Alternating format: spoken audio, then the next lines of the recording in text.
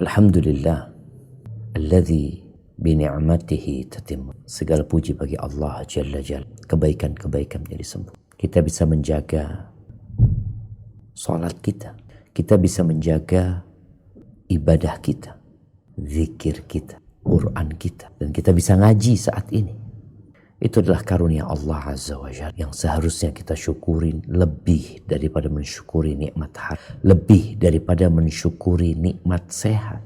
Karena kita tahu harta akan kita tinggal, kesehatan pun akan hilang tatkala kita mati. Tapi iman dan ilmu yang diamal akan selalu mendampingi kemanapun kita. Allahumma salli wa sallim ala abdika wa rasulika Sayyidina wa maulana Muhammadin wa ala alihi. Ya Allah, semoga salawat dan salam, berkah dan nikmat senantiasa Engkau curahkan untuk hamba kekasih-Mu, untuk baginda Nabi kita Muhammad alaihi salatu wassalam, untuk keluarga beliau, untuk istri-istri beliau, untuk putra-putri beliau, dan untuk seluruh sahabat Nabi. Semoga Allah meridhai kita bersama. Amma ba'd.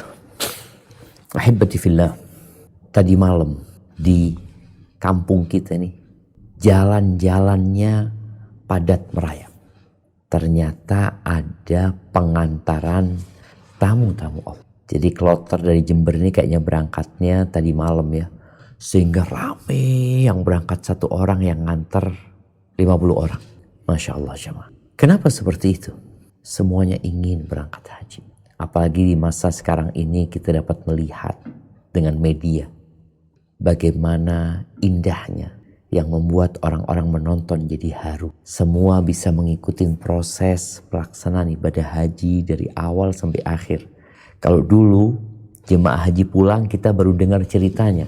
Sekarang enggak. Jemaah haji bisa melaporkan kepada keluarga, mereport kepada kawan-kawan, dia sampai di mana, dia sedang melaksanakan apa. Padahal pelaksanaan ibadah hajinya masih lama. Karena pelaksanaan ibadah haji itu sebenarnya ya hanya 5 hari kira-kira. Atau 6 hari paling lama. Tanggal 8 Dzulhijjah. Sedangkan kita sekarang masih tanggal 13 Dzulqa'dah. Tanggal 8 Dzulhijjah. Tanggal 9 mereka berangkat ke Arafah. Tanggal 8 mereka mabit di Mina untuk tarwiyah. Tanggal 9 mereka meninggalkan Mina menuju ke Arafah. Tanggal 10 mereka meninggalkan Arafah menuju ke Muzdalifah, bermalam di Muzdalifah. Kemudian pagi harinya menuju ke Mina, mereka lempar jumrah. Sebagian langsung melaksanakan tawaf ifadah tanggal 10. Kemudian malam 11 mereka mabit di Mina lagi untuk lempar jumrah. Malam 12 mereka mabit lagi di Mina untuk lempar jumrah. Dan malam 13, malam 12 sebagian pulang. Di siang harinya mereka ambil nafar awal. Dan sebagian ambil nafar tsani tanggal 13 lubang. Jadi 8. Kalau 8 dihilangkan mulai 9. 9, 10, 11, 12. 4 hari. Subhanallah jemaah. Ahibbati fillah. Mereka yang berangkat haji dan juga berangkat umroh sebenarnya. Mereka adalah tamu-tamu Allah. Tamunya Allah. Kata Nabi SAW di hadis yang diriwayatkan Ibnu Majah. Al-hujjaju wal-ummar wafdullah. Para jemaah haji dan jemaah umroh itu sejatinya delegasi Allah. Mereka orang yang safar, yang meninggalkan rumahnya menuju kepada Allah Azza wa Jalla. Inda'auhu ajabahum. Kalau mereka berdoa mohon sama Allah, Allah akan kabulkan. Subhanallah, tamu-tamu Allah kita lihat datang dari berbagai penjuru dunia. Wa in istaghfaru ghafara lahum. Kalau mereka minta ampun sama Allah, Allah ampuni. Subhanallah, ini sebuah keutamaan dan kemuliaan yang dimiliki oleh mereka yang berangkat haji. Dan di hadis yang diriwayatkan Imam Nasa'i, Rasulullah SAW mengatakan wafdullahi azza wa jal thalatha. Delegasi Allah, tamu Allah, itu ada 3. Mereka yang safar meninggalkan rumahnya, yang menjadi delegasi Allah, utusan Allah, itu ada 3. Al-ghazi, yang pertama adalah orang yang berangkat berjihad di jalan. Yang kedua wal-haj, orang yang berangkat haji. Yang ketiga wal-mu'tamir, orang yang berangkat umrah. Kita bersyukur kepada Allah jamaah, umrah dimudahkan. Haji pun dimudahkan. Entah berapa ribu tahun yang lalu. ketika Nabi Ibrahim selesai meninggikan bangunan Ka'bah bersama putranya Ismail. Allah perintahkan kepada Nabi Ibrahim untuk membuat undangan kepada umat manusia untuk datang ke rumahnya Allah Azza wa Jalla. Apa kata Allah di surat Al-Hajj? Jadi di Quran itu ada surat haji di ayat 27 sampai 28. Nah, silakan dibaca. A'udzu billahi minasyaitonir rajim. Bismillahirrahmanirrahim. وأذن في الناس بالحج يأتوك رجالا وعلى كل ضامر يأتين من كل فج عميق ليشهدوا منافع لهم ويذكروا اسم الله في أيام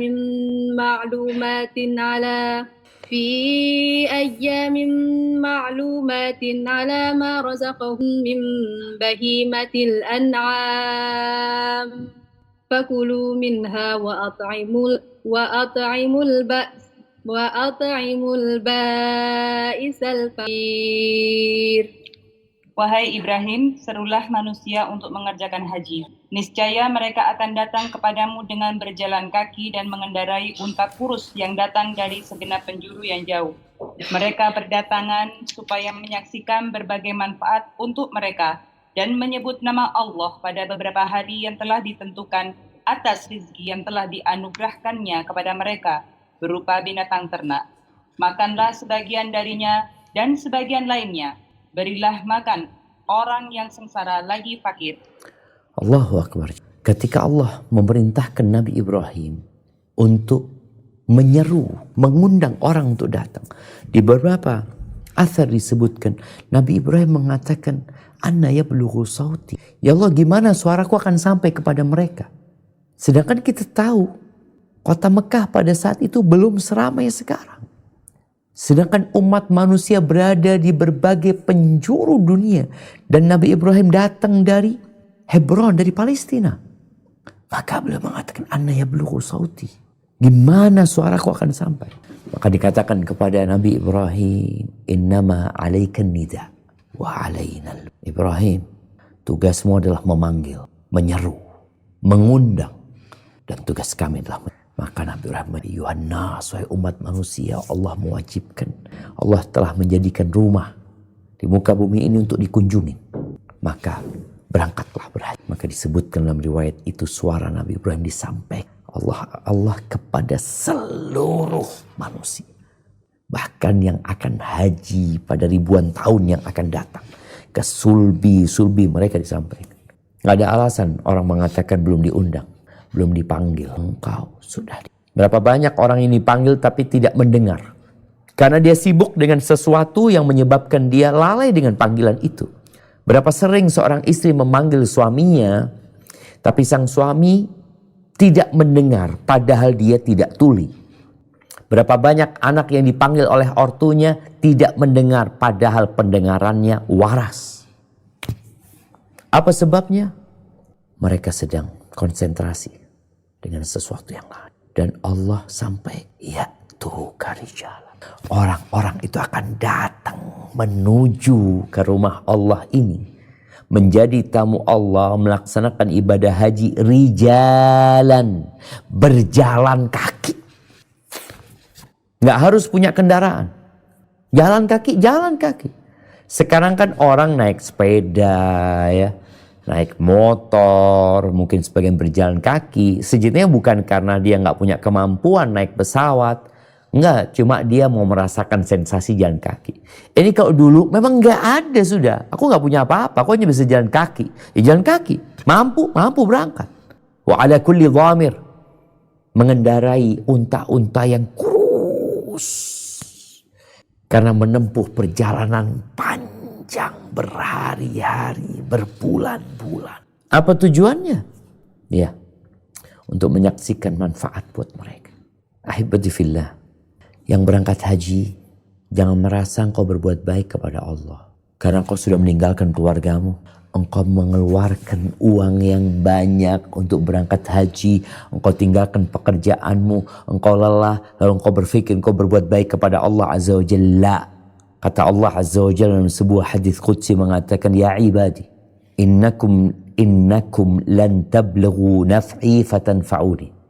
Wahai hamba-hambaku, kalian gak akan pernah bisa memberikan manfaat buat aku. Gak bakalan. Walan tablughu durri fatadurruni. Kalian juga gak akan mampu untuk memberikan mudarat kepadaku. Enggak. Orang yang gak berangkat haji, orang yang gak ibadah akan membahayakan Allah sama sekali tidak. Siapapun yang menabung, yang kemudian berangkat haji menjadi tamu Allah, jangan merasa engkau berbuat baik kepada Allah. Engkau sedang berbuat baik kepada dirimu sendiri. Jadi tamu-tamu Allah ini harus ditekankan. Allah nggak butuh engkau datang, enggak. Terus kenapa kita disuruh datang? Berapa sering orang dipanggil untuk dikasih?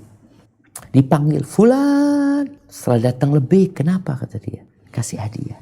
Itulah haji. Engkau dipanggil untuk dikasih. Maka jangan pernah engkau merasa engkau berbuat baik kepada Allah. Engkau sedang berbuat baik kepada dirimu sendiri. Berapa ongkos yang engkau keluarkan untuk jadi tamu Allah Azza wa Jalla? Banyak. Jual ini, jual itu. Ya, engkau sedang memberikan manfaat kepada diri. In ahsantum ahtum li anfusikum. Kalau engkau berbuat baik, sejatinya engkau berbuat baik kepada dirimu sendiri. Ahibati fillah.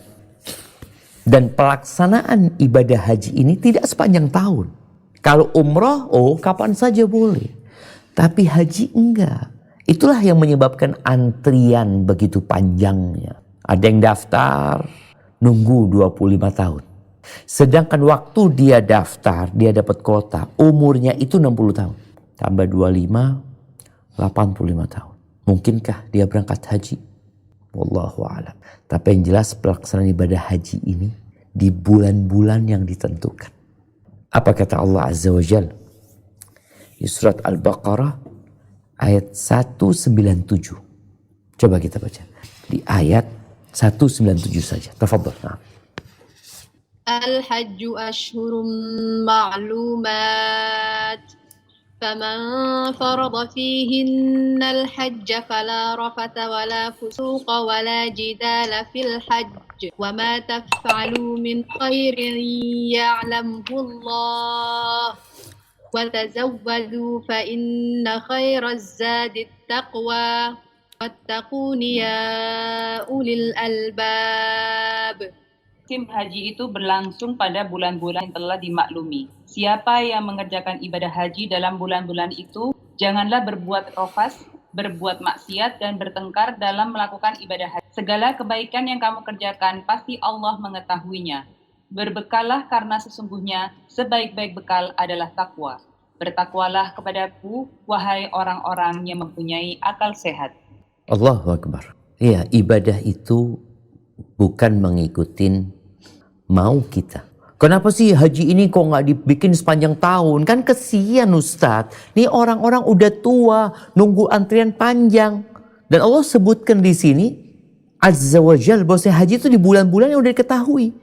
Bulan itu Syawal, Dzulqa'dah, Dzulhijjah. Ya udah, bikin haji di bulan Syawal. Nanti haji di bulan Dzulqa'dah. Nanti haji di bulan Dzulhijjah. Paling nggak 3 tahun, setahun 3 kali. Mungkinkah? Enggak jemaah. Udah Allah tetapkan tanggal 9 Dzulhijjah di Arafah. Tapi prosesnya ternyata dari bulan Syawal. Makanya kemarin bulan Syawal sudah ada yang berangkat. Dzulqa'dah berangkat. Dzulhijjah.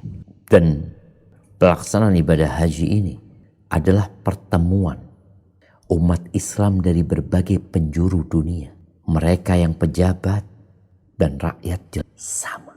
Di Indonesia, jemaah haji tahun ini mungkin 220.000 lebih. Berapa yang pejabat dan berapa yang rakyat? Berapa yang kaya raya dan berapa yang biasa-biasa aja? Kenapa mereka berangkat? Dipanggil sama Allah. Diundang sama Allah. Orang yang diundang dipanggil gak mau dengerin padahal dia mampu datang. Nih orang bermasalah. Dan bagi yang berangkat haji, yang jadi tamu Allah, tolong jadi tamu yang beradab. Jadi tamu yang beretika. Allah itu gak ngelihat kepada pakaian. Makanya pakaian jemaah haji dibikin sama Allah Azza wa Jal. Udah, 2 lembar kain. Allah nggak ngelihat ke pakaian. Allah tidak melihat kepada kendaraan, kepada jam. Enggak. Yang Allah lihat adalah hati dan amal perbuatan kalian. Bagaimana kalau ada tamu datang ke rumah kita dengan pakaian yang penuh dengan kotoran, dengan aroma yang busuk, lalu masuk ke rumah kita, mungkinkah kita akan bukakan pintu buat dia?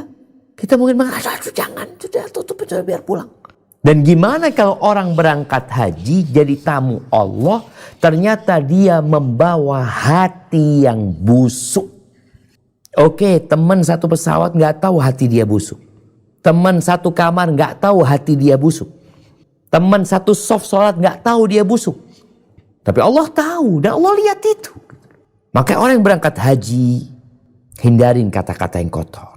Hindarin dosa. Udah cukup kau berbuat dosa bertahun-tahun di negerimu. Ini berangkat haji nambahin dosa lagi. Udah gak usah berantem, bertengkar. Udah, ngalah yang ada. Kebaikan apapun yang kau lakukan, Allah tahu. Nih tamu Allah datang berbuat baik. Temennya gak ada yang lihat. Orang di kampungnya gak ada yang tahu. Allah tahu. Maka kita disuruh bawa bekal. Apa bekalnya? Takwa. At-taqwa hahuna, takwa tuh di sini itu takwa.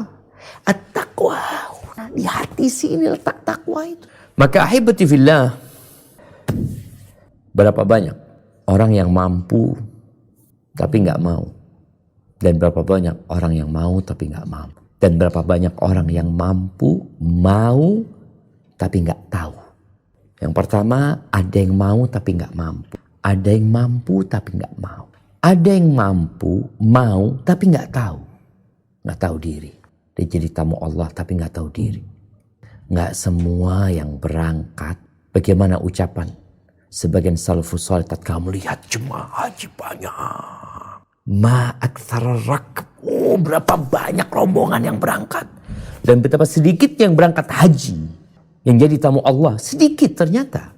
Rombongan satu pesawat, apakah semua jadi tamu Allah Azza wa Jal? Apakah semua berangkat untuk berhaji, untuk mencari keridhaan Rabbi? Allahu a'lam. Kenapa jemaah haji itu, tamu-tamu Allah ini, sebelum berangkat, itu perlu dikondisikan. Oh, apa katanya Ustadz? Udah, loh, apa katanya Ustadz? Engkau harus beribadah dengan ilmu. Makanya orang yang sholat pun, jangan apa kata Ustadz.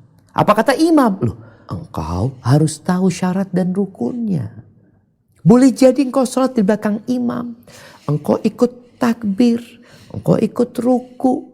Ikut sujud. Tapi gak diterima. Kenapa? Ada syarat yang kau gak penuhin. Gak menutup aurat. Atau kadang-kala gak bersuci. Makanya perlu belajar. Dan ahibati fillah, sebelum kita bicara tentang keutamaan menjadi tamu Allah, keutamaan melaksanakan haji, kita bicara hukumnya dulu. Karena ada orang yang menunda-nunda berangkat, padahal dia sudah mampu. Apa kata Allah di surat Ali Imran ayat 97? Nah, tafadhol dibaca. Fihi ayatum bayyinatum maqamu Ibrahim wa man dakhalahu kana amina. Lillahi 'alan nasi hajjul baiti man istata'a ilaihi sabila. Man kafara fa innallaha ghaniyyun 'anil 'alamin. Di dalamnya terdapat tanda-tanda yang jelas, di antaranya makam Ibrahim. Siapa yang memasukinya Baitullah, maka amanlah dia. Di antara kewajiban manusia terhadap Allah adalah melaksanakan ibadah haji ke Baitullah, yaitu bagi orang yang mampu mengadakan perjalanan ke sana. Siapa yang mengingkari kewajiban haji, maka sesungguhnya Allah Maha Kaya, tidak memerlukan sesuatu pun dari seluruh alam. Allahu Akbar. Gak mau berangkat haji, gak apa-apa. Gak mau datang ke tanah suci, gak urusan. Allah gak butuh sama kita. Allah gak butuh sama alam semesta ini.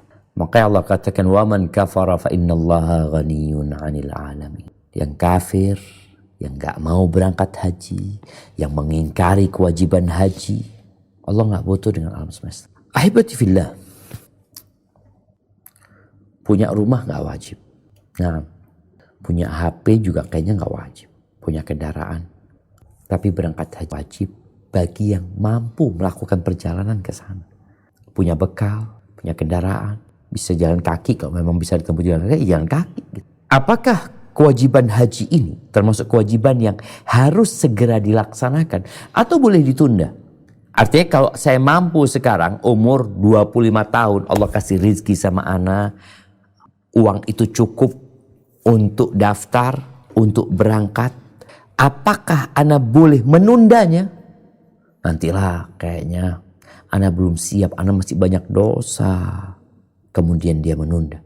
Ada dua pendapat ulama. Pendapat yang pertama, haji itu adalah kewajiban yang harus segera dilaksanakan ketika syarat-syaratnya terpenuhi. Dan dosa orang yang menunda. Sudah wajib umur 25 baru berangkat umur 65. 25, umur 65. 40 tahun dia tunda. Kemana engkau? Oh, dia ke Eropa. Dia jalan-jalan ke Australia, ke Malaysia, haji. Ana belum siap menjadi orang. Berapa banyak orang yang menunda pelaksanaan ibadah haji dengan alasan belum siap menjadi orang baik. Ana masih banyak dosa. Ini orang-orang yang tidak mengingat kematian. Dan ternyata ini pendapat Hanabilah, mazhab Hambali, dan ada riwayat dari Abu Hanifah, dan pendapatnya Abu Yusuf dan kawan-kawannya, dan sebagian dari ulama Malikiyah yang mutaakhirin, dan juga dinukil dari Imam Malik, dan itu pendapat Daud Al-Zahiri, dan banyak ulama yang berpendapat seperti itu. Bahwasanya haji ini kewajiban yang gak boleh ditunda. Apa dalilnya? Tadi ayat yang kita baca di surat Ali Imran ayat 97. Ya Allah perintahkan, ya segera laksanakan. Kemudian Allah juga memerintahkan kepada kita untuk berlomba-lomba dalam kebaikan. Fastabiqul khairat. Untuk bersegera, wasari'u ila maghfirati min rabbikum wa jannah.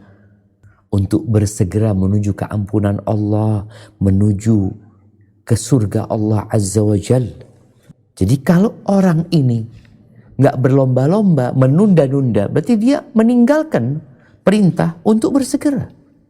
Kemudian hadis Nabi SAW ketika beliau berpidato di hadapan para sahabat, beliau mengatakan, ayyuhan nas, qad faradallahu alaikumul hajja fahuj. Wahai umat manusia, ini Nabi pidato berceramah di hadapan para sahabatnya. Sesungguhnya Allah telah mewajibkan atas kalian berhaji, maka berangkatlah kalian haji. Dan hukum asal perintah itu ya harus disegerakan, bukan ditunda-tunda. Kemudian ada asar dari Umar bin Khattab radhiyallahu anhu. Umar pernah berkata, man mata wa huwa musirun lam yahujja. Barang siapa yang mati dalam kondisi dia punya kelapangan harta dan dia belum berangkat haji, mati belum berangkat haji, falyamut ala ayyi halin sya'. Silahkan dia memilih hendak mati dalam kondisi apapun, Yahudian atau Nasranian, mau kondisi Yahudi atau Nasrani. Ini benar-benar ancaman buat mereka yang menunda-nunda untuk berangkat haji. Dan kita itu nggak tahu apa yang akan terjadi sama kita. Haji ini ibadah yang memerlukan kesiapan mental, harta, fisik, dan ilmu tentunya. Nggak main-main haji ini. Kita harus berjalan kaki. Kita harus melakukan perjalanan panjang. Kita harus berdesak-desakan di tempat berkumpulnya ratusan ribu bahkan jutaan manusia. Ketika orang itu masih muda, insya Allah masih kuat. Ketika dia berangkat dalam kondisi sudah sepuh, berapa banyak cerita jemaah haji yang hilang, jemaah haji yang kesasar, jemaah haji yang tidak tahu tawafnya benar atau tidak. Pokoknya dia berputar, dia terpisah dari rombongan. Ketika ditanya, udah tawaf? Udah tawaf. 7, iya 7. Padahal dia baru 3. Dia baru 4. Dia baru 5. Subhanallah. Ini sesuatu yang benar-benar dipertimbangkan. Ya mungkin ada pendapat lain yang mengatakan haji itu boleh ditunda. Ini pendapat Syafi'iyah. Ada riwayat dari Imam Malik, ada riwayat dari Imam Ahmad. Apa dalil mereka? Mereka berpendapat bahwa kewajiban haji itu turun pada tahun ke-6 Hijriah. Kita tahu pada tahun ke-6 Hijriah itu, kota Mekah masih di bawah kekuasaan orang-orang musyrikin. Allah berfirman, wa atimul hajja wal umrata lillah. Sempurnakan ibadah haji dan umrah untuk Allah Azza wa Jalla. Fa in uhsirtum famastaysra minal hadi. Kalau kalian terhalangi nggak bisa melaksanakan, ya udah sembelihlah yang kalian punya yang mudah buat kalian dari hewan-hewan ternak tadi. Dan Nabi nggak langsung haji. Ya memang Nabi nggak langsung haji. Karena memang kota Mekah masih di bawah kekuasaan orang musyrikin. Nabi berangkat umroh aja nggak bisa masuk, apalagi mau haji. Tahun 7 juga nggak bisa berangkat karena masih di bawah kekuasaan orang-orang musyrikin. Tahun ke-8 ya Nabi menaklukkan kota Mekah. Tahun ke-9 Nabi nggak haji. Tapi ngutus Abu Bakar untuk haji. Karena ada kesibukan. Dan juga kota Mekah masih penuh dengan kesyirikan. Masih orang-orang musyrik masih ikut berangkat haji. Maka di tahun ke-9 Nabi mengutus Abu Bakar untuk berangkat haji. Ali juga bersama para sahabat untuk mengumumkan juga di sana bahwa mulai tahun depan nggak boleh orang musyrik berangkat haji. Jadi Nabi baru berangkat tahun ke-10 Hijriah. Jadi kalau orang menunda keberangkatan karena ada alasan, semoga nggak masalah. Tapi kalau engkau nggak punya alasan, engkau nggak apa-ngapain. Ahibati fillah. Apa sih keutamaan orang berangkat haji? Menjadi tamu Allah itu apa keutamaan? Soalnya kadang-kala orang ini, dia punya perhitungan. Kenapa dia menunda? Ada banyak yang dia persiapkan dalam kehidupan ini. Dia mau nikah, dia mau buka usaha, dia mau ini, itu, macam-macam lah dia punya rencana. Dalam hadis yang diriwayatkan Imam Bukhari dan Muslim, Rasulullah SAW pernah ditanya, ayyul amali afdal? Amalan apakah yang paling afdal? Amalan apa? Maka beliau mengatakan al-imanu billahi wa bicara amal yang paling utama adalah iman kepada Allah dan Rasul. Jadi sebelum amal-amal lainnya, iman ini menjadi syarat utama. Maka orang yang tidak mengatakan asyhadu an la ilaha illallah wa asyhadu anna Muhammad Rasulullah, walaupun dia menyumbangkan sepenuh bumi ini emas, nggak bakal diterima. Maka kalau bicara amalan yang paling utama dan pertama adalah beriman. Qila thumma madha? Setelah itu apa ya? Alaikas salatu wassalam ya Rasul. Qala al-jihadu fi sabilillah. Berjihad di jalan Allah Azza wa Jalla. Setelah iman jihad. Thumma madha? Setelah itu apa? Qala hajjun mabrur. Haji yang subhanallah. Jadi setelah jihad itu haji. Ini hadis riwayat Imam Bukhari dan Muslim. Ada hadis Aisyah, di mana Aisyah bertanya kepada Rasul SAW, ya Rasulullah, naral jihad afdalal amal. Kami melihat jihad ini amalan yang paling mulia. Bagaimana seorang ketika berangkat berjihad di jalan Allah, sejak keluar dari rumahnya ditulis pahala dia sampai pulang. Ditulis seperti pahala orang yang sedang sholat malam nggak putus, orang yang puasa sunnah nggak putus sampai pulang. Belum lagi kalau mati akan diampuni dengan awal tetesan darah, akan dikasih kesempatan memberikan syafaat kepada 70 keluarganya. Banyak banget. Maka ketika Aisyah melihat jihad ini amalan yang paling mulia, maka dia bertanya, kami ini perempuan-perempuan, afala nujahid, kenapa kita nggak ikut perang? Masya Allah jemaah. Tuh kalau bicara berlomba-lomba mendapatkan pahala, maka seorang akan berpikir, loh aku juga ingin dapat pahala tersebut. Apa kata Nabi SAW? Lakunna afdalu minal jihad. Hajjun mabrur. Kalian memiliki sesuatu yang lebih utama daripada jihad. Buat kaum wanita. Yang lebih utama dari berperang. Dalam riwayat lain dikatakan jihadun la qitala fi. Kalian punya jihad yang tidak ada peperangan di dalamnya. Apa? Hajjun mabrur. Haji mabrur. Allah subhanallah jamaah. Kalau bicara haji buat para wanita, itu lebih berat daripada kaum laki-laki. Karena ada perjalanan panjang yang harus ditempuh. Ada ibadah fisik yang harus dilakukan. Berdesak-desakan nantinya. Dan para wanita yang mungkin biasa dengan kebersihan ya di rumahnya, dengan hal-hal yang rapi ketika dia berangkat haji. Mau yang VIP, capek. Buat wanita, toiletnya ngantri. Belum perjalanan yang melelahkan, toiletnya harus ngantri. Sedangkan wanita harus dengan pakaian yang tertutup. Ngantri kadang-kala sampai 20 antrian. Belum kalau dia jalan kaki menuju ke tempat jumrah. Belum dia nanti kalau harus tawaf ifadah yang ribuan, puluhan ribu, ratusan ribu.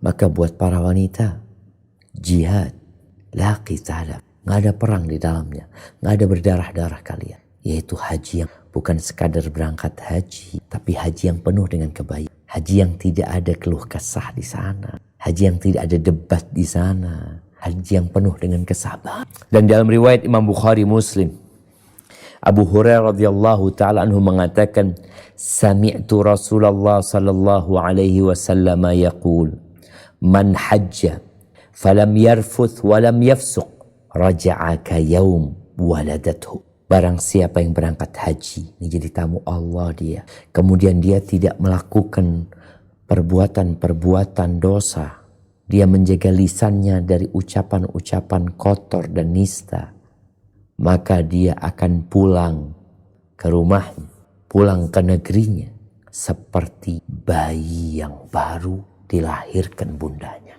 Nggak punya dosa. Tapi dengan syarat, maka dari awal dia sudah bersihkan hatinya, dia bertobat kepada Allah Azza wa Jal. Selesai haji, pulang seperti bayi yang baru lahir. Subhanallah. Dan kalau bicara dosa, siapa yang tidak berbuat dosa? Haji kewajiban seumur hidup sekali. Orang ketika berangkat haji dia mengatakan labbaik Allahumma labbaik, labbaik la syarika laka labbaik. Dia mengatakan, aku datang memenuhi panggilanmu, aku datang memenuhi panggilanmu ya Allah, tiada sekutu bagimu ya Allah, aku datang memenuhi panggilanmu. Innal hamda wan ni'mata laka wal mulk la syarika lak. Mereka mengatakan sesungguhnya segala pujian, segala nikmat milikmu, dan kepemilikan itu hanya milikmu, tiada sekutu bagimu ya. Terus dia mengatakan, makanya jemaah haji yang sudah berihram, kemudian dia itu meninggal dalam kondisi belum menyelesaikan hajinya, belum melepas ihramnya, maka kata Nabi SAW, dia akan dibangkitkan dalam kondisi bertalbiyah. Kata Nabi SAW, kafinuhu fi thawbayn, kafani dia di kedua kain dia. Wala tuqattu ra'sa. Kita lihat ya, tamu Allah itu ada aturannya. Yang laki-laki tadi nggak boleh pakai penutup kepala, nggak boleh pakai kaos kaki yang menutup mata kaki. Ya. Dia sudah pakai kain itu, padahal dia pejabat. Dia biasa pakai dasi, dia pakai pakaian seragam dia punya bintang 3. Ketika dia berangkat haji nggak ada bintang, la bintang wala kembang. Sama mereka. Makanya ketika ada sahabat yang meninggal dunia, ditendang sama ontanya, terjatuh, tewas. Kata Nabi SAW, kafani dia di 2 bajunya. Jangan ditutup kepalanya. Kemudian jangan dikasih parfum dan wangian. Kenapa? Fa'innahu yub'atsu yawmal qiyamati mulabbiyan. Dia akan dibangkitkan pada hari kiamat dalam kondisi bertalbiyah. Dia tamu Allah yang belum selesai penjamuan buat dia. Maka dia akan melanjutkan di padang mahsyar. Dia akan mengatakan labbaik Allahumma labbaik, labbaik la syarika laka labbaik, innal hamda wan ni'mata laka wal mulk la syarika lak. Allahu Akbar. Jamaah keluar dari kuburannya terus bertalbiyah. Ahibati fillah. Dan dalam riwayat Imam Bukhari dan Muslim, Nabi SAW bersabda, al-umratu ilal umrati kaffaratun lima bainahuma. Dari satu umrah ke umrah selanjutnya adalah kafarat, penghapusan dosa. Nah, wal hajjul mabrur laisa lahu jazaa'un illa. Dan haji yang mabrur, haji dengan bekal yang halal, dengan pelaksanaan yang ikhlas, mengikuti tuntunan Rasulullah SAW, nggak ada pahala yang pantas buat dia kecuali surga. Surga. Kita tiap hari berdoa, Rabbana atina fid dunya hasanah wa fil akhirati hasanah wa qina adzaban nar. Allahumma inni as'alukal jannah wa a'udzu bika minan nar. Haji mabrur, balasannya surga. Tapi ingat, jemaah yang berangkat banyak, yang mabrur wallahu a'lam 3 juta yang haji. Berapa yang mabrur dari mereka? Sebagian berangkat hanya untuk mendapatkan gelar. Sebagian berangkat karena gak enak. Ahibati fillah, di Padang Arafah, puncak dari ibadah haji. Puncak penjamuan Allah untuk jemaah haji, untuk tamu-tamunya. Yang dikatakan al-hajju Arafah, kata Nabi SAW. Haji itu ya Arafah tuh. Wukuf di Arafah itu haji. Apa kata Nabi SAW? Ma min yaumin aktsaru min ayyu'tiqallah fihi 'abdan minan nar min yaumi Arafah. Tidak ada hari yang lebih banyak Allah membebaskan hamba-hambanya dari api neraka di hari itu lebih dari hari Arafah. Nggak ada. Yang lebih dari hari Arafah nggak ada. Lailatul Qadar apa nggak ada. Hari Arafah. Wa innahu la yadnu thumma yubahi bihimul malaikah. Sesungguhnya Allah Jalla Jalaluh mendekat, kemudian membanggakan hamba-hambanya di hadapan malaikat-malaikat Allah. Karena kita tahu malaikat-malaikat itu sempat pesimis dengan penciptaan manusia. Mereka sempat mengatakan, ataj'alu fiha man yufsidu fiha wa yasfikud dima. Apakah engkau hendak menciptakan makhluk yang bakal membuat kerusakan di muka bumi, yang bakal menumpahkan darah? Di hari Arafah Allah membanggakan hamba-hambanya di hadapan malaikat. Allah mengatakan, ma arada haula. Mereka datang mau apa? Untuk menunjukkan bahwa banyak orang-orang baik. Maka prasangka malaikat gak benar. Bahwa manusia hanya akan membuat kerusakan dan menumpahkan darah. Itu tamu-tamu Allah. Itu mereka yang meninggalkan rumahnya. Mereka wukuf di Padang Arafah dalam kondisi panas, gak nyaman di situ, berdebu. Mereka mau ngapain? Mereka tinggalkan hotel bintang 5 menuju ke Arafah. Mereka tinggalkan kursi jabatannya di Indonesia menuju ke Arafah. Ahibati fillah, yang belum haji segera berangkat haji. Yang sudah haji, ya berangkat haji. Kenapa? Ya untuk jadi tamu Allah. Kata Rasulullah SAW, tabi'u bainal haji wal umrah. Ikuti antara umrah, antara haji dengan umrah. Artinya jangan berhenti. Ada orang yang mengatakan orang yang haji berkali-kali gak benar. Ya, gak benar kalau ternyata dia tidak mengikuti aturan. Gak benar kalau ternyata dia tidak peduli dengan tetangganya. Tidak peduli dengan kerabatnya. Ada orang berangkat haji, tetangganya kelaparan. Kerabatnya hidup dalam kefakiran. Tanda-tanda haji mabrur itu peduli sama orang lain. Berbagi makan sama orang lain. Maka jangan berhenti berangkat haji. Daftar lagi, udah haji alhamdulillah. Tahun depan kau punya rezeki mau berangkat lagi. Gak bisa tahun depan, tahun selanjutnya. Gak bisa tahun selanjutnya. Udah lah, yang penting aku berangkat lagi. Dan kelak pada hari kiamat ketika ada hisab, kita tahu yang pertama dihisab yang wajib. Dan haji yang wajib hanya sekali. Yang lainnya sunnah. Kata Nabi SAW, fa'innahuma, haji dan umrah ini ibadah yang mengeluarkan tenaga banyak, meninggalkan keluarga dan kerabat, membutuhkan biaya yang tidak sedikit. Ternyata 2 ibadah ini yanfiyanil faqr wa dhunub. 2 ibadah ini dapat meniadakan kefakiran dan dosa-dosa. Kama yanfil kiru khabathal hadid wal dhahabi wal fiddah. Sebagaimana alat di dapur tukang besi itu, tukang pandai besi itu membersihkan besi, emas, perak dari karat-karat dan kotoran-kotoran. Walaysa lil hajjatil mabrura jazaa'un ilal jannah. Enggak ada balasan yang pantas buat orang yang mabrur hajinya kecuali surga Allah Azza wa Jalla. Maka ahibati fillah, kalau engkau enggak bisa jadi tamu Allah tahun ini, niatkan untuk jadi, menabunglah. Engkau hormatin tamu-tamu Allah, engkau jaga keluarganya tamu-tamu Allah. Semoga suatu saat engkau juga menjadi tamu Allah Azza wa Jalla. Semua yang kita miliki akan kita tinggalkan. Haji itu berkorban. Dan bukan hanya berkorban harta. Tapi banyak kesenangan yang harus kita korban. Sebagian jemaah haji harus 40 hari, 30 hari, 20 hari. 10 hari. Tapi yang jelas semuanya berkorban. Maka jangan sampai pengorbananmu sia-sia. Gara-gara apa? 2 hal. 1, tidak ikhlas. 2, tidak sesuai dengan aturan. Hadza wallahu a'lam bishawab. Itu yang dapat Ana sampaikan pada kesempatan kali ini berkaitan dengan menjadi tamu-tamu Allah yang kita juga ya Allah haru ngelihat mereka berangkat ya, meninggalkan keluarganya, dan di sana ya mereka nggak bisa bahasa Arab, mereka hidup dengan ketidaknyamanan kadangkala berada di negeri orang. Demi apa? Innamal a'mal wa innamal. Jazakumullah khair. Mungkin kita masuk ke sesi tanya jawab. Tafadhali, barakallahu fiik. Assalamualaikum Ustadz, putaran pertama dari Sydney. Waalaikumsalam warahmatullahi wabarakatuh. Ahlan wa sahlan. Naam, tafadhali. Ada titipan pertanyaan ini Ustadz, kalau pada saat umroh atau haji, kadang kita itu ada hadas gitu, najis Ustadz. Terus kita cuma kucek aja, kurang bersih Ustadz, kita taruh di tas. Apakah pada saat ibadah tas itu boleh kita tenteng-tenteng atau harus gimana Ustadz? Karena ada najis. Masya Allah, barakallahu fiik. Iya, berkaitan dengan najis. Kita tahu kita tidak boleh ibadah dalam kondisi membawa najis. Jadi ada ibadah yang nggak boleh ada najis. Seperti sholat dan tawaf. Itu disyaratkan nggak boleh ada najis.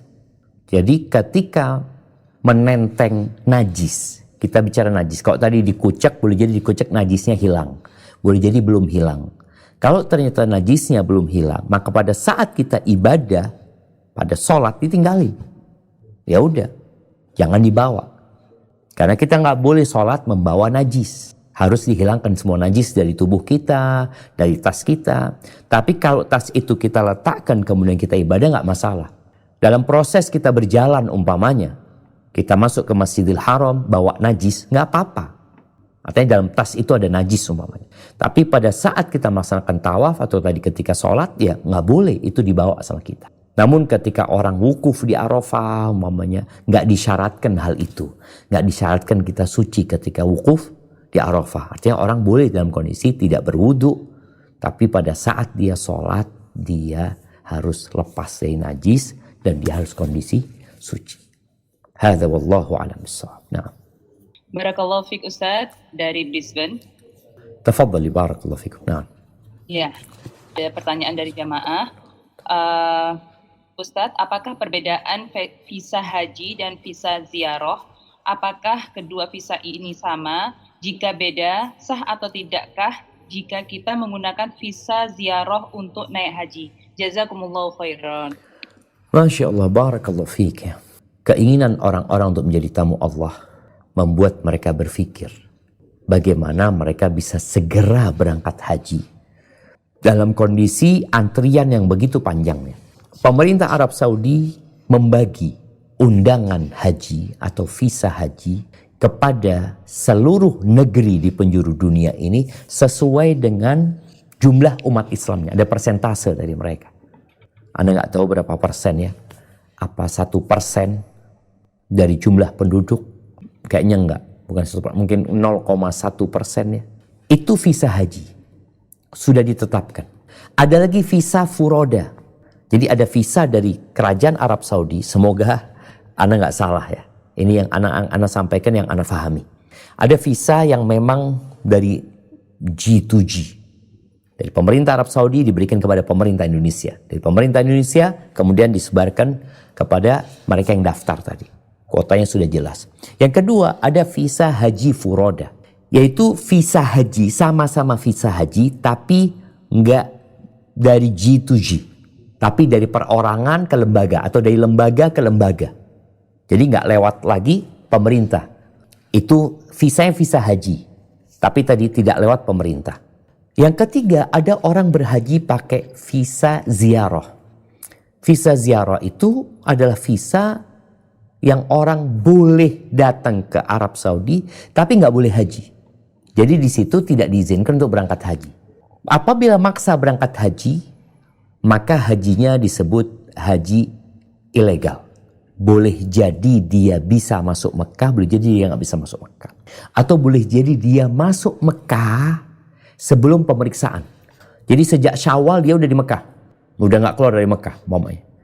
Karena biasanya pemeriksaan itu ketika masuk kota Mekah. Ini visa ilegal. Dalam pelaksanaan hajinya, visa umrohnya, visa ziarahnya itu legal, tapi dia nggak punya izin untuk berangkat haji. Karena tadi sebenarnya pemerintah Arab Saudi itu kenapa membatasi? Karena dia tahu dengan kemampuan daya tampung Mekah dan masyair, tempat-tempat pelaksanaan haji, maka dibatasi sama pemerintah Arab Saudi. Nah, orang-orang yang dengan visa ziarah akhirnya menambah jumlah jemaah haji lebih banyak lagi. Kalau bicara apakah sah, ya sah-sah saja ya. Karena apabila sah-sah saja, apabila syarat dan rukun hajinya terpenuhi, itu sah-sah saja. Tapi dia melakukan pelanggaran di sini. Ada lagi visa umroh yang nggak pulang. Visanya umroh tapi dia kabur. Atau ada berapa yang sekarang seperti itu. Lalu ada lagi mereka yang visanya visa pekerja. Tapi sampai sana dia beli visa haji. Ini pun jadi catatan ya. Karena seharusnya visa itu untuk mereka yang tinggal di Arab Saudi. Ini orang memang sengaja ya bagaimana dia punya visa kerja sehingga dia bisa berhaji dari sana. Akhirnya mengurangi kuota yang untuk mereka yang benar-benar kerja di Arab Saudi. Intinya, mereka yang melaksanakan haji dengan visa haji atau dengan bukan visa haji, apabila syarat dan ketentuannya terpenuhi, artinya syarat rukun hajinya terpenuhi, ya hajinya sah. Tinggal dapat pahala atau tidak, ini nanti berkaitan dengan niat, apakah lillahi ta'ala atau tidak. Tapi mereka yang tidak menggunakan visa haji, ya mungkin masuk kepada pelanggaran terhadap aturan pemerintah, aturan hukumah yang kita diperintahkan untuk mentaati sebenarnya selama tidak bertentangan dengan syariat kita. Hadza wallahu a'lam bissawab. Nah. Assalamualaikum Ustaz. Waalaikumsalam warahmatullahi wabarakatuh. Pertanyaan dari Perth. Naam, tafadhali. Assalamualaikum Ustaz. Waalaikumsalam warahmatullahi wabarakatuh. Naam, tafadhali. Iya, saya mau bertanya Ustadz, bagaimana jika kita menunda haji karena kita memprioritaskan orang tua, orang tua dalam keadaan sakit, butuh perhatian ekstra gitu. Jadi maksudnya, jadi kan kita orang tua nggak bisa ditinggal gitu. Bisa, tapi maksudnya kan dananya untuk perawatan orang tua. Ketika haji. Jadi harus terbagi sama orang tua gitu untuk orang tua dan keluarga yang lain gitu. Jadinya kita tetap bisa menabung tapi jadi lebih lama dari yang semestinya. Apakah itu boleh atau kita memang karena haji itu wajib tetap harus prioritaskan haji? Masya Allah, barakallahu fiik. Iya, ahibati fillah, ada kondisi orang yang akhirnya nggak mampu. Seperti tadi disebutkan. Dia memang punya uang, tapi uang ini dikeluarkan untuk orang tuanya yang menjadi tanggungan dia, artinya dia memberikan nafkah kepada orang tuanya, perawatan orang tuanya, ada hal-hal lain yang penting juga dia berikan. Ketika itu dikeluarkan, uangnya jadi nggak cukup, berarti dia belum wajib. Tapi ketika dia punya uang mengendap, nggak dipakai apa-apa, berarti dia wajib pada saat itu. Jadi ingat, haji ini bagi yang mampu melakukan perjalanan, maka dia berangkat. Bagi yang tidak mampu karena memang uangnya nggak ada, karena dipakai dengan untuk sesuatu yang dalam pandangan agama penting, akhirnya dia jadi tidak mampu. Maka insya Allah nggak ada masalah ketika dia umpamanya ya kalau dia nggak mau bantu orang tua, mungkin berangkat hajinya bisa 2 tahun lagi. Tapi karena bantu orang tua, berangkat hajinya 3 tahun lagi. Yang penting sekarang ini adalah bagaimana kita mendaftar untuk menunjukkan kepada Allah, aku. Bukan seperti sebagian orang yang sudah mampu, tapi kalau ditanya, engkau kok nggak berangkat lagi? Insya Allah nantilah, kayaknya belum waktunya anak. Padahal dia mampu. Tapi kalau ini dikatakan, engkau kok nggak berangkat haji? Dananya belum cukup. Tadi karena dibagi buat orang tua. Jadi insya Allah nggak ada masalah. Hadza wallahu a'lam bissawab. Assalamualaikum warahmatullahi wabarakatuh, Ustaz. Waalaikumsalam warahmatullahi wabarakatuh. Naam, tafadhal. Izin bertanya Ustadz, apa tanda-tandanya sekiranya seseorang yang berhaji itu mendapatkan haji yang mabrur? Jazakallah khair Ustadz. Ahibati fillah. Ya, kalau bicara apa tanda-tanda haji mabrur? Apa sih artinya mabrur itu? Kalau menyebutkan Mabrur itu haji yang tidak bercampur dengan dosa sedikit pun. Jadi dalam pelaksanaannya tadi udah disebutkan, mereka yang berangkat haji fala rafatha wala fusuqa wala jidala fil hajj. Dikatakan orang yang berangkat haji hindarin kata-kata kotor, hindarin kefasikan, dosa, dan bertengkar atau berbantah-bantahan ketika pelaksanaan ibadah haji. Ada lagi yang berpendapat bahwa haji mabrur itu maksudnya haji yang diterima, haji yang makbul.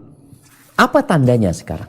Jadi ada yang sebelum pelaksanaan haji, ada yang ketika melaksanakan haji, ada sesudah pulang haji. Nih kalau mau haji yang mabrur, jadi kalau bicara yang pertama sebelum haji yang kau harus dengan bekal yang halal ya. Ada orang berangkat haji dari hasil korupsi, dari hasil judi, dari hasil yang tidak halal buat dia. Dia berangkat haji.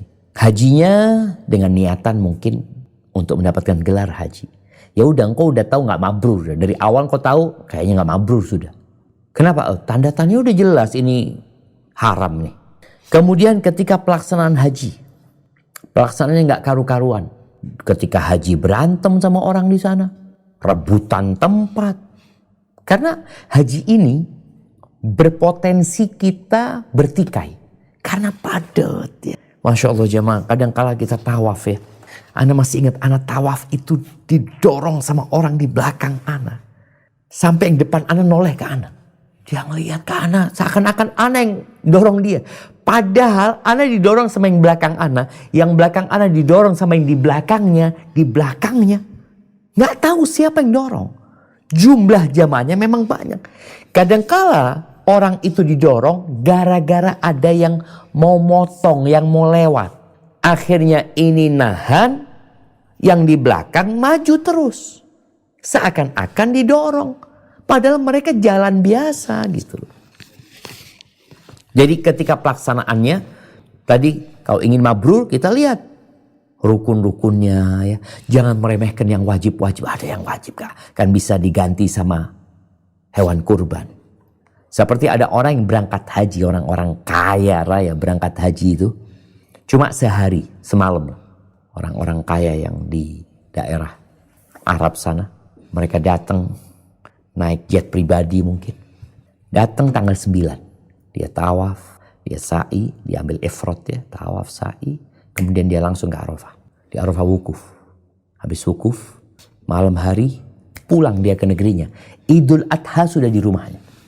Loh, bagaimana? Dia kan harusnya mabit di Muzdalifah. Dia kan harusnya, setelah dia wukuf di Arafah, malamnya tawaf ifadah, dia pulang sudah.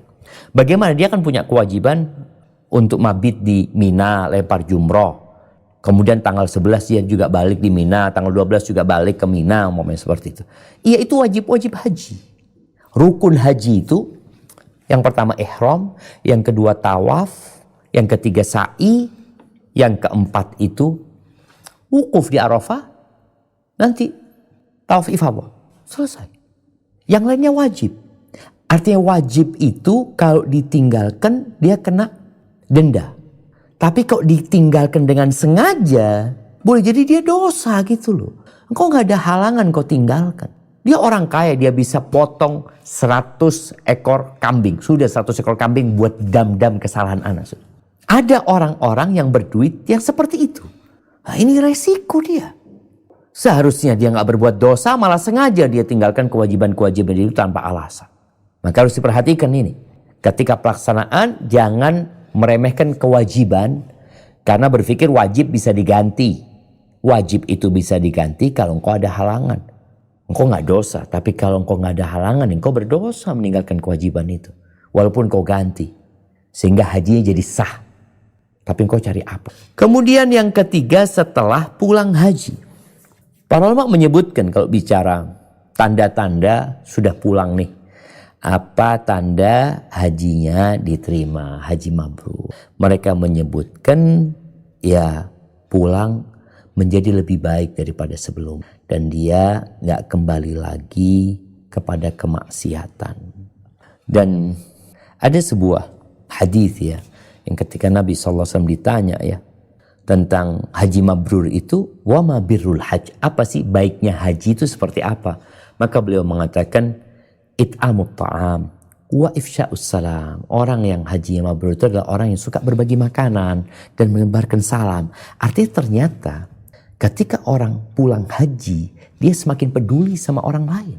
Kalau dia dulu mungkin hanya memikirkan dirinya, dia pulang haji kok tumbuh empati di dalam jiwanya, menolong kerabatnya, menyebarkan salam. Ini beberapa tanda haji yang barakallahu fikna. Barakallahu fiik. Bertanya dari Canberra, Ustadz. Naam, tafadhal, barakallahu fik. Ya, pertanyaannya, jika misalkan tahun ini suami dan istri berkumpulkan dana untuk berhaji, ternyata hanya terkumpul untuk satu orang, maka diprioritaskan suami yang berangkat terlebih dahulu untuk tahun ini. Kemudian tahun depannya mengumpulkan dana lagi, tetapi mengumpul hanya untuk satu orang saja. Seharusnya istri giliran untuk berangkat. Jika kondisinya seperti ini, bolehkah istri sendiri atau tunggu sampai dana cukup untuk mereka suami istri pergi berdua untuk berhaji, Ustaz? Jazakallah khair. Masya Allah, barakallahu fiik. Ahibati fillah, bicara suami istri. Kadangkala suaminya yang mampu berangkat haji, kadangkala istrinya yang mampu berangkat haji. Ketika istrinya yang mampu berangkat haji, ya suami nggak wajib haji. Boleh jadi istri dapat warisan, dia punya harta cukup. Suami nggak wajib berangkat haji, istri yang wajib berangkat haji. Sebaliknya, suami yang punya harta, apakah dia wajib memberangkatkan istrinya haji? Enggak juga. Dia yang wajib, ya dia berangkat. Tapi kalau dua orang ini ingin berangkat bareng, suami istri, suaminya wajib berangkat tahun ini, tapi dia ingin istrinya berangkat. Tapi kalau dia berangkat tahun ini sendirian, datang tanpa istri, maka yang lebih baik adalah ditunda karena sebab. Jadi menundanya bukan karena kemauan, tapi karena sebab. Maka dia tunda berangkat umpamanya, kecuali dia mengatakan kepada istrinya, "Dek, aku punya kewajiban berangkat haji. Aku sudah mampu sekarang, aku berangkat ya. Nanti kalau aku punya rezeki, aku akan dampingi engkau berangkat bareng." Suaminya berangkat, Pak. Baik, suaminya berangkat, kewajiban dia selesai. Istrinya nih, kewajib apa enggak dia? Jadi enggak wajib dia. Baik, kalau dikatakan, oh istrinya punya duit, tapi hanya cukup buat dia. Mahram istri ini enggak harus suami. Boleh jadi pamannya, boleh jadi kakaknya, boleh jadi adiknya, keponakannya. Ada banyak mahram dia yang tidak bergantung dengan suami. Memang para ulama berbeda pendapat dalam masalah apakah mahram itu menjadi syarat wajib. Artinya kalau nggak ada mahram jadi nggak wajib. Dalam pendapat Hambali, mazhab Hambali, mahram itu jadi syarat wajib. Kalau dia uangnya sudah terkumpul tapi belum ada mahramnya, dia jadi nggak wajib. Ketika ada mahramnya baru jadi wajib dia. Maka mungkin kalau pertanyaan tadi mana yang lebih utama, maka yang lebih utama ya suaminya silahkan berangkat karena dia sudah wajib. Tapi kalau dia berpikir insya Allah Ustaz, daripada ana lebih lama berangkat sama istri, ana lebih baik tunda duit ini sampai uang satunya terkumpul, ana berangkat bareng. Ya lebih baik seperti itu mungkin. Tapi kalau sang suami berpikir insya Allah ana ada rezeki lebih, ana akan berangkat sama istri, ya sudah dia berangkat. Nggak ada masalah. Hadza wallahu a'lam bissawab. Oke, Assalamualaikum Ustadz. Putaran kedua dari Sydney. Waalaikumsalam warahmatullahi wabarakatuh. Sydney tapi kok Melbourne tulisannya ini? Oh iya, salah Ustadz. Masya Allah. Iya, Nah, Sydney. Ustadz, tafadhal.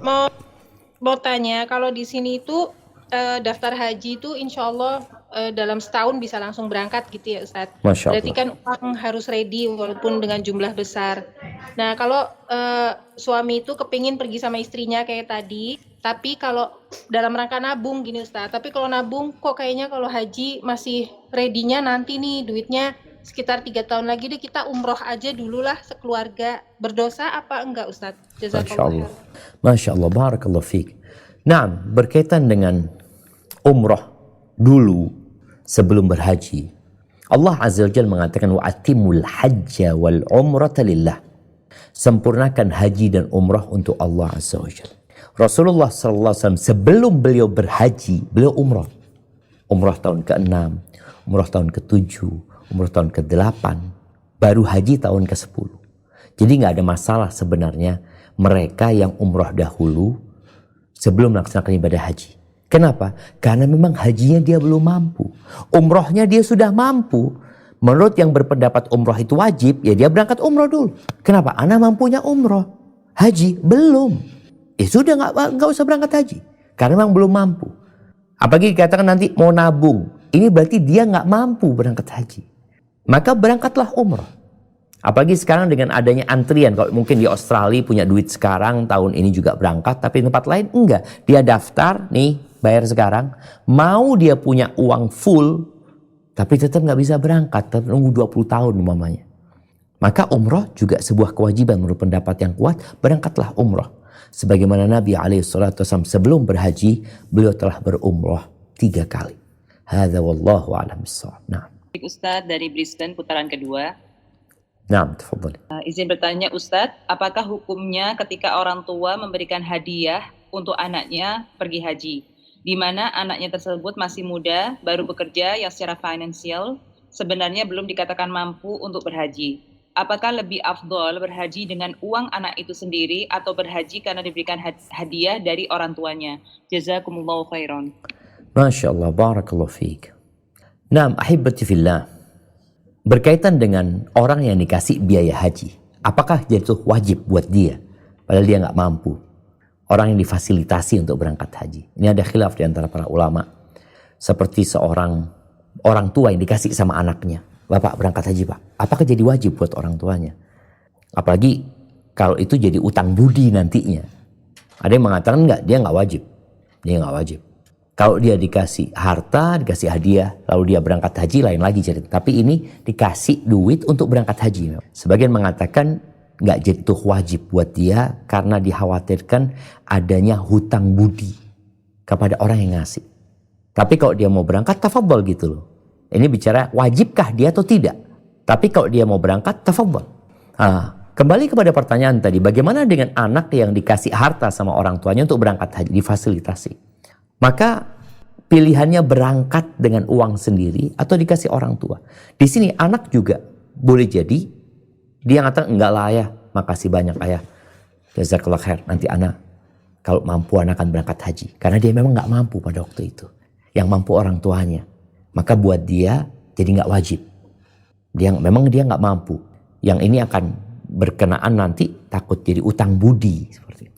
Namun kalau sang anak menerima ya baik juga gitu loh. Apalagi dia tahu orang tuanya memang kelebihan harta daripada dipakai jalan-jalan ke tempat mana-mana. Maka itu jadi lebih baik buat anak yang berangkat haji. Ketika dia punya rizki lagi nanti, dia berangkat haji lagi untuk yang sunnah. Hadza wallahu a'lam bissawab. Assalamualaikum Ustaz. Waalaikumsalam warahmatullahi wabarakatuh. Mohon penjelasan hukum ikhtilat dalam berhaji Ustaz. Masya Allah, barakallahu fiik. Naam, ahibati fillah. Ya, ini menjadi sebuah fenomena yang sulit dihindarin ya. Kalau dulu memang para wanita itu tawafnya biasanya di malam hari. Oleh karena itu Rasulullah SAW ketika beliau tawaf, beliau nggak sama istri-istrinya. Jadi rombongan perempuan, ya perempuan sendiri nanti. Mereka lebih memilih berangkat di malam hari. Karena kita tahu juga orang yang berihram itu nggak boleh pakai cadar. Di malam hari pada masa itu nggak ada lampu. Kalaupun ada lampu mungkin lampu ya yang tidak terang ya. Seperti itu. Sehingga mereka pelaksanaan tawafnya itu lebih nyaman. Namun sekarang kan sulit dihindarin. Apalagi kondisinya orang-orang itu takut terpisah dari rombongan. Kemudian dia harus bersama suaminya, bersama keluarganya. Maka nasihat ana hindari berdesak-desakan. Artinya ketika tawaf, pemerintah Arab Saudi kan sekarang berusaha ketika waktu sholat itu udah sebelum masuk waktu sholat itu biasanya perempuan-perempuan sudah mulai disuruh berhenti tawaf. Karena dikhawatirkan nanti ketika iqamatus shalah ini padahal mereka berusaha untuk ditertibkan. Maka nasihat ana bagi para wanita, ketika dia melakukan tawaf umpamanya, berusahalah untuk tidak ikut berdesak-desakan. Jangan rebutan nyium Hajar Aswad. Enggak. Kita tahu menyium Hajar Aswad bukan kewajiban. Tapi berdesak-desakan dengan laki-laki yang sampai tubuh bertemu dengan tubuh ya. Ini satu hal yang terlarang dalam agama. Jangan sampai untuk yang sunnah kita melanggar yang dilarang dalam agama. Jadi nggak usah mendekat ke Ka'bah. Tadi kalau bicara mau menyentuh rukun Yamani yang harus berdesak-desakan dengan laki-laki, yang kadang-kala dia menyentuh tangannya laki-laki, hindarin yang seperti itu. Berusaha untuk menjauh dari keramaian, dan semoga dengan cara seperti itu Allah terima haji kita dalam rangka menjaga kehormatan diri kita. Hadza wallahu a'lam bissawab. Naam. Assalamualaikum warahmatullahi wabarakatuh. Ustaz, dari Kuala Lumpur lagi putaran kedua. Ada titipan pertanyaan. Naam, tafadhal barakallah. Orang tua sudah meninggal, sudah pernah berhaji, tetapi tata caranya tidak sesuai sunnah. Apakah boleh dibayarkan badal haji oleh anaknya yang tata caranya sesuai dengan sunnah? Jazakallahu khairan Ustaz. Barakallahu fiik. Naam. Wallahu a'lam bissawab ya. Kalau orang tua sudah selesai melaksanakan haji yang wajib, sudah gugur kewajiban orang tua. Kalau di situ ada kekurangan ya dalam pelaksanaan ibadah hajinya karena masih banyak yang belum sesuai dengan sunnah, ya semoga diampuni karena ketidaktahuan orang tua kita. Kalau bicara membadalkan haji untuk yang sunnah, mungkin diperbolehkan tapi tidak menjadi satu hal yang afdol menurut ana ya. Mungkin yang lebih baik engkau sedekah buat orang tuamu, yang mungkin dengan sedekah itu manfaatnya akan lebih banyak, apalagi kalau bicara wakaf ya, yang akan lebih membuat pahala itu terus berkelanjutan, berbeda dengan pelaksanaan ibadah haji yang sebenarnya selesai gitu loh. Ketika anak ini menghajikan orang tuanya karena sudah wajib, namun orang tuanya belum berangkat haji, dengan itu kewajibannya telah gugur. Tapi karena orang tuanya sudah selesai, maka tidak menjadi keharusan anaknya menghajikan umrohnya untuk yang kedua, untuk yang ketiga. Wallahu a'lam. Ustaz, putaran ketiga gimana Ustaz? Duh, nggak iso Kak Evi. Kalau putaran ketiga kayaknya cukup Kak Evi. Oke Ustaz, ya barakallahu Ustaz. Wa fikum mubarak. Baik jamaah yang belum berangkat haji, berdoalah selalu memohon kepada Allah Azza wa Jalla agar dikasih kesempatan. Dan yang sudah berangkat haji, jangan pernah merasa sudah cukup. Saya sudah haji ini dan itu. Karena tadi boleh jadi ada banyak nilai-nilai haji yang kita sia-siakan tatkala kita berangkat haji. Banyak ibadah-ibadah sunnah yang kita abaikan. Maka berangkatlah haji lagi. Jangan takut miskin, jangan takut fakir. Karena sejatinya kita berangkat haji dengan harta pemberian Allah. Nggak ada harta yang bukan pemberian Allah. Maka berdoalah terus, berusaha terus dan bersabar. Semoga Allah mengampuni dosa-dosa kita. Sampai berjumpa kembali. Semoga senantiasa dalam lindungan ilahi. Subhanakallahumma bihamdika. Asyhadu an la ilaha illa anta astaghfiruka wa atubu ilaik. Wassalamualaikum warahmatullahi wabarakatuh.